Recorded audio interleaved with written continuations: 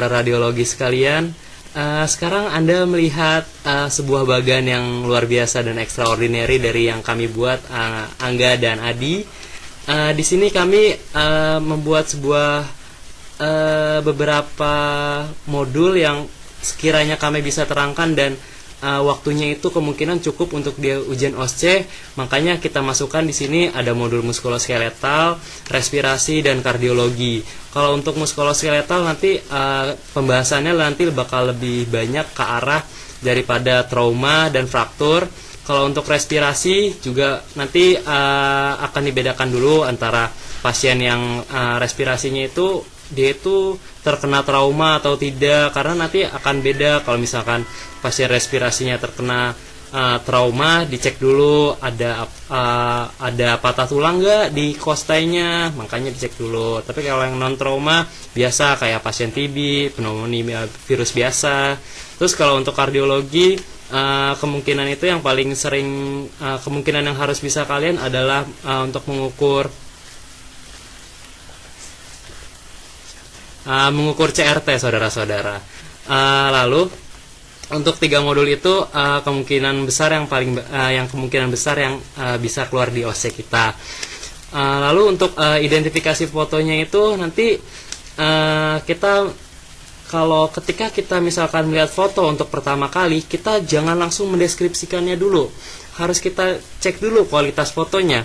Kita cek kualitas fotonya seperti biasa dengan mengecek kehitamannya. Boleh tangannya ditaruh di belakang filmnya, nanti cek kehitamannya sudah bagus atau belum. Kalau hitam bagus, bilang bagus. Kalau sedang, bilang sedang. Kalau jelek, bilang jelek. Kalau untuk lalu sebelum deskripsi ada juga yang penting, kalian tuh harus cek dulu ada identitasnya atau tidak, karena kalau nggak ada identitasnya nggak bisa itu dibaca fotonya.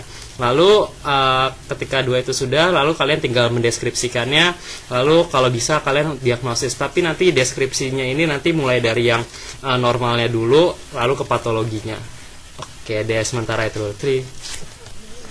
Contoh kasus, kawan-kawan, lihatlah huruf yang diwarnai dengan warna merah.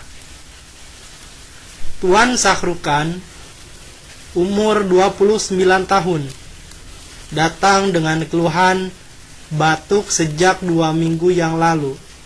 Kadang-kadang batuk berwarna kehijauan dan 1 minggu sebelumnya dahak disertai darah. Apabila menjelang pagi hari, batuk bertambah disertai sesak nafas dan nyeri dada sebelah kanan. Beliau mengeluh tidak nafsu makan sehingga berat badannya berkurang sekitar 5 kg dalam 1 bulan terakhir. Demam naik turun tetapi tidak terlalu tinggi. Ini adalah gambar foto, tebak ini posisi apa. Yang jelas ini adalah foto dari Tuan Sahrukan. Coba kalian tebak posisinya dan bagaimana mendeskripsikannya. Saya tunggu dari hitungan 3, 2, 1. Oke, jadi foto ini adalah foto pada posisi PA. Karena sebenarnya posisi PA itu adalah posisi yang paling sering, paling banyak dipakai untuk memeriksa paru-paru. Mungkin banyak juga menggunakan lateral, tapi lateral itu digunakan setelah kelainan pada foto PA sulit dideskripsikan sehingga harus dikonfirmasi dengan foto dengan posisi lateral. Lalu ketika kita melihat foto ini, ketika kita sudah tahu posisinya, kita cek bagaimana kualitas fotonya. Nanti kayak biasa, nanti lu cek foto kehitamannya gimana. Kalau hitamnya itu baik, cukup bilang baik. Kalau sedang, bilang sedang. Kalau jelek, bilang sedang. Bilang jelek. Lalu untuk membaca sebuah foto itu juga harus ada identitasnya, karena kalau nggak ada identitasnya foto itu nggak bisa dibaca. Oke, terus lalu kita lihat sudah itu. Sekarang kita deskripsikan. Di sini terlihat paru-parunya simetris. Pada foto PA Tuan Sahrukan ini terlihat adanya. Kita pertama itu untuk mengecek kelainan, kita cek dulu apakah ada infiltrat, terus infiltratnya itu sebelah mana. Terus kita cek juga trakeanya, apakah trakea bergeser atau tidak. Terus kita cek juga sinus vasophrenicusnya. Terus ada tenting atau tidak. Tenting itu adalah bagian dari diafragma yang yang sudah dia itu tidak rata. Lalu kita cek juga diafragma lateralnya, apakah di sana sudah terjadi perselubungan atau tidak. Karena bila terjadi perselubungan di diafragma bagian lateral, biasanya itu ada cairan, yang mana biasanya itu adalah efusi pleura. Lalu kita cek juga hilusnya, terus corakan bronkofaskulernya. Lalu deskripsi untuk foto ini adalah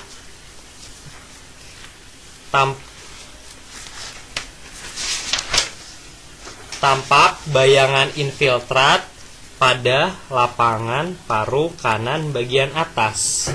Lalu kita lihat juga ada trakeanya. Trakeanya itu bergeser ke arah kanan. Lalu kita lihat juga ada hilusnya.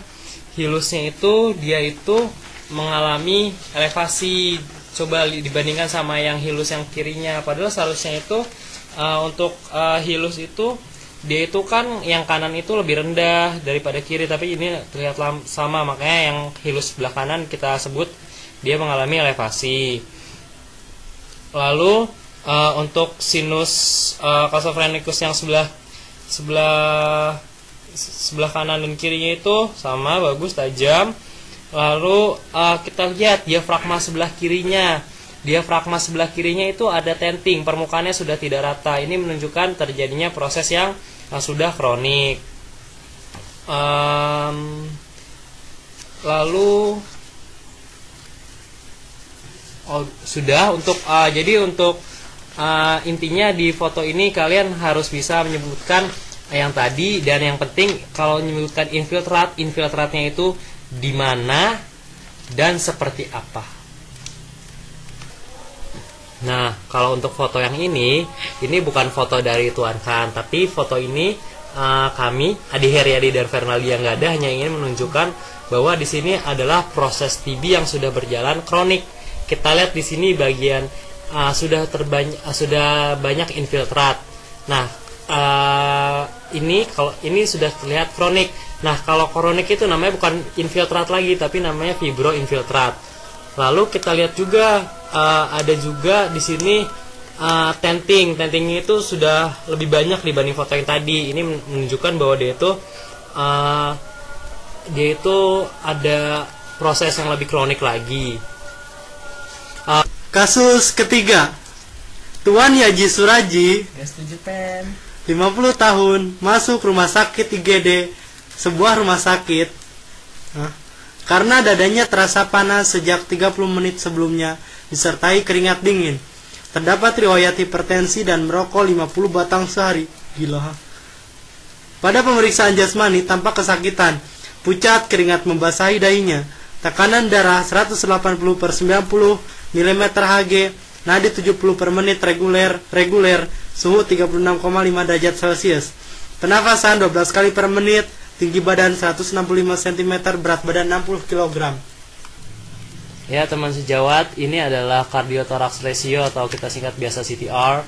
Nanti rumus ini digunakan untuk mengukur apakah terjadinya perbesaran atau hipertrofi dari jantung. Caranya itu sangat mudah sekali. Pertama itu kita untuk garis C1 dan C2 kita ukur saja panjang terluas dari diafragma. Itu kita ukur dari kanan ke kiri, itu C1 dan C2, nanti ditambahkan. Lalu untuk yang A itu adalah batas jantung sebelah kanan yang lateral itu kita tarik ke arah medial, makanya kita bisa mendapatkan yang A.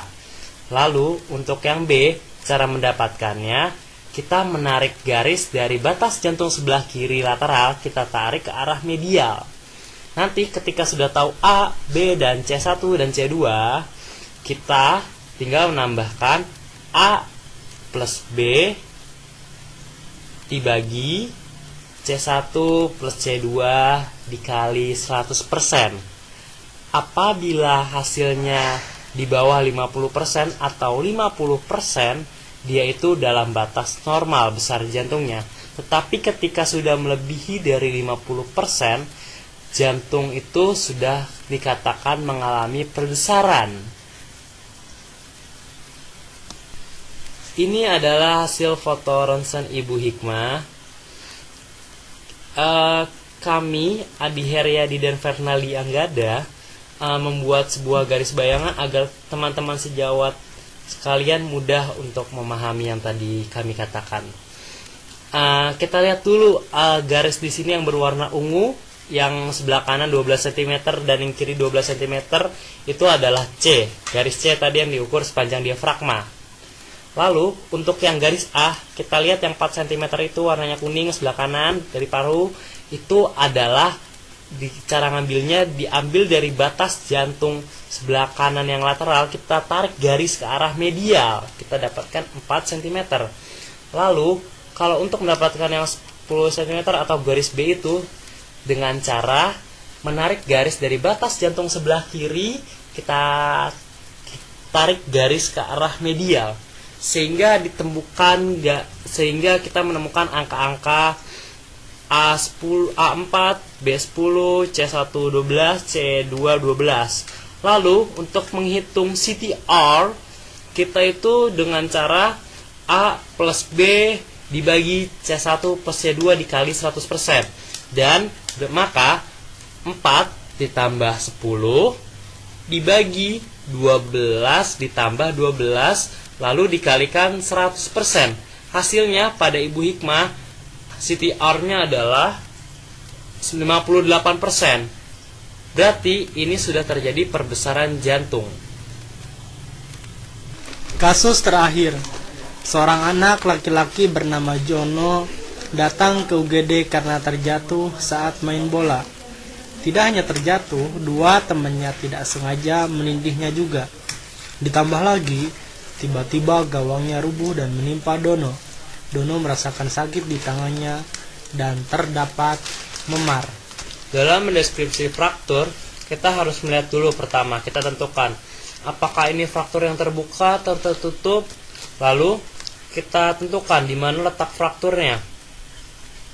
Lalu kita cek apakah fraktur melibatkan persendian, jika iya sendi mana yang terlibat. Lalu bagaimana bentuk dari frakturnya. Bentuk dari frakturnya akan dijelaskan di slide berikutnya.